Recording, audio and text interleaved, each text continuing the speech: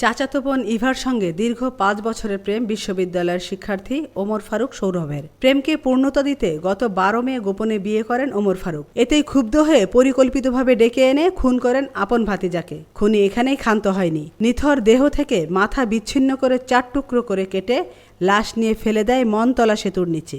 আর এ খুনের পুরো কাজে সহায়তা করেন ইলিয়াস আলী আকন্দের শ্যালক ফারুক ও প্রাইভেট কারের চালক হান্নান।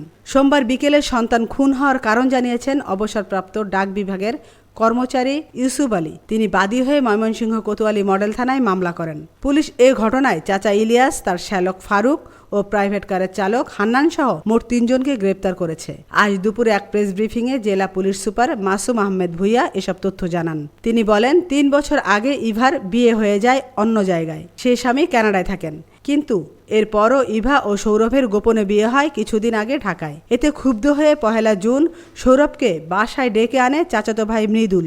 সৌরভ ফোন পেয়ে চাচা ইলিয়াসের গোহাইলকান্দি বাসায় আসে। এরপর সৌরভকে মাথায় আঘাত করে খুন করে চাচা ইলিয়াস ও তার শ্যালক ফারুক। এরপর লাশ বাথরুমে নিয়ে চা পাতে দিয়ে টুকরো করা হয়। ফিঙ্গারপ্রিন্ট নষ্ট করে দেওয়া হয়। খুনে ব্যবহার করা হয় হ্যান্ড গ্লাভস। রাত 12:30টার দিকে একটি প্রাইভেট কার ভাড়া করে লাগেজ ভর্তি করে লাশ ফেলা হয় মনতলা সেতুর নিচে। এরপর সন্ধ্যার মধ্যেই পুলিশ খুনের রহস্য ও খুনিদের সম্পর্কে তথ্য সংগ্রহ করতে সক্ষম হন। গ্রেফতারকৃতরা তাদের অপরাধ স্বীকার করেছে।